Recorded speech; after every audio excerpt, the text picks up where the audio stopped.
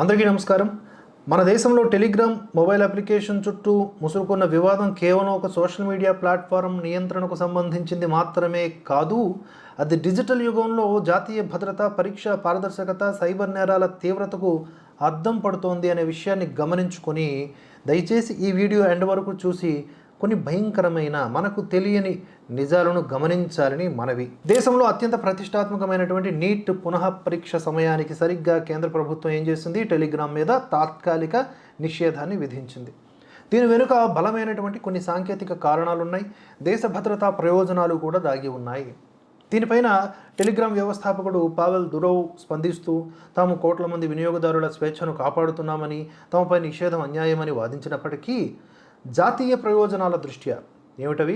Left lobby విస్మరిస్తూ ఉంటుంది కదా, అవి జాతీయ ప్రయోజనాల దృష్ట్యా ప్రభుత్వం తీసుకున్నటువంటి కఠిన నిర్ణయాన్ని న్యాయస్థానం సైతం సమర్థించింది. ఇంటర్నెట్ ఆధారిత మెసేజింగ్ యాప్స్ సమాచార మార్పిడికి ఏ విధంగా ఉపకరిస్తున్నాయో అంతే స్థాయిలో నేరగాళ్లకు కూడా సురక్షిత స్థావరాలుగా మారుతున్నాయి అనే చేదు నిజాన్ని ఈ పరిణామాలన్నీ బహిర్గతం చేశాయి. ప్రభుత్వం విధించినటువంటి ఈ తాత్కాలిక నిలిపివేత వెనుక ఉన్నటువంటి ప్రధాన సాంకేతిక కారణం రెట్రో యాక్టివ్ డాక్యుమెంట్ స్వాపింగ్ అనే డిజిటల్ లూప్ హోల్.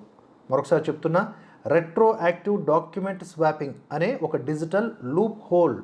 పరీక్ష జరగడానికి చాలా రోజుల ముందే ఏదో ఒక ఛానల్లో ఒక పాత సాధారణ పీడిఎఫ్ ఫైల్ని పోస్ట్ చేస్తారు. అలా పోస్ట్ చేసి పరీక్ష ముగిసిన వెంటనే ఎడిట్ అనే ఆప్షన్ ద్వారా ఆ పాత ఫైల్ స్థానంలో ఓ నెల 2-3 నెలల క్రితం ఆ పాత ఫైల్ ఉంటుంది, దాని స్థానంలో ఒరిజినల్ ప్రశ్నాపత్రం, లేటెస్ట్ ప్రశ్నాపత్రాన్ని అప్లోడ్ చేయటం ఈ వ్యూహంలోని అసలు రహస్యం. ఇక్కడ టెలిగ్రామ్ అప్లికేషన్ సదరు ఫైల్ మార్చబడిన కొత్త సమయాన్ని కాకుండా ఏం చేస్తోంది? మొదట ఆ పోస్ట్ పెట్టిన పాత టైం స్టాంప్నే చూపిస్తోంది. దీనివల్ల పరీక్ష జరగడానికి ముందే పేపర్ లీక్ అయింది అనే ఒక కృత్రిమ భ్రమ సృష్టించబడుతోంది. ఇది లక్షలాది మంది విద్యార్థులు, తల్లిదండ్రుల్లో తీవ్ర ఆందోళనను రేకెత్తించి దేశంలో శాంతి భద్రతల సమస్యలకు కూడా దారితీసే ప్రమాదం ఉంది. బొద్దింకలకు కూడా ఇలాంటివి మంచి ఆహారంగా మారే ప్రమాదం ఉంది. ఈ నేపథ్యంలోనే జూన్ 22 వరకు యాప్ను పూర్తిగా బ్లాక్ చేయడంతో పాటుగా జూన్ 30 వరకు మెసేజ్ ఎడిటింగ్ ఫీచర్ ఏదైతే ఉందో దాన్ని నిలిపివేయాలి అని కేంద్రం ఆదేశించింది. ఇతర మెసేజింగ్ యాప్లైన వాట్సాప్ వంటి వాటిపై చర్యలు తీసుకోకుండా కేవలం టెలిగ్రామ్ను మాత్రమే లక్ష్యంగా చేసుకోవడం వెనుక ఎలాంటి కార్పొరేట్ ప్రయోజనాలు లేవు.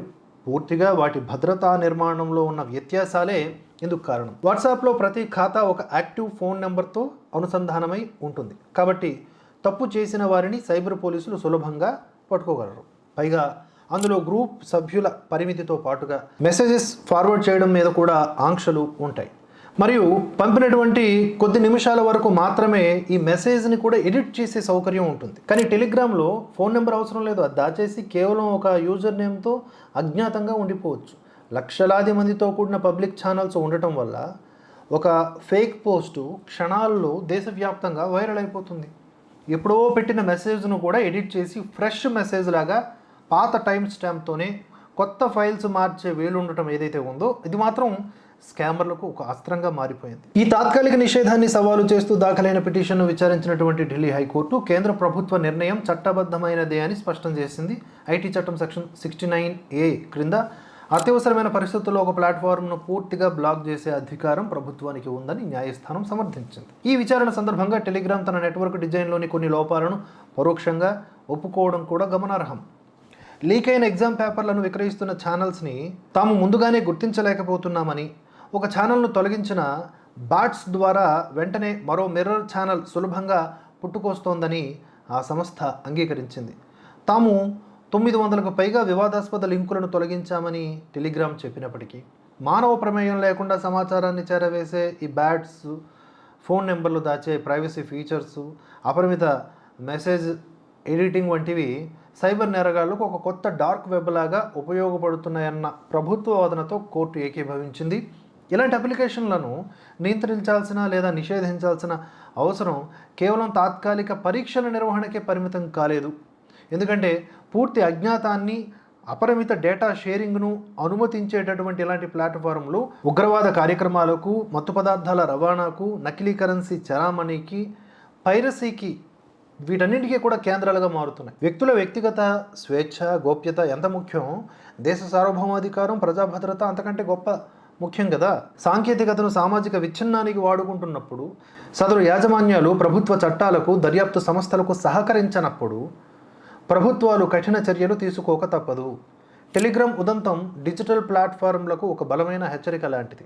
భావ ప్రకటన స్వేచ్ఛ అనేది దేశ శాంతి భద్రతలను, లక్షలాది మంది విద్యార్థుల భవిష్యత్తును పణంగా పెట్టే సాధనంగా మారకూడదనే ఒక స్పష్టమైన సందేశాన్ని ఈ మొత్తం పరిణామం మనకి అందిస్తోంది. మీ ఒపీనియన్స్ని కామెంట్స్ రూపంలో తెలియజేయండి. మరో అంశంతో మళ్ళీ కలుసుకుందాం. జై హింద్, జై భారత్.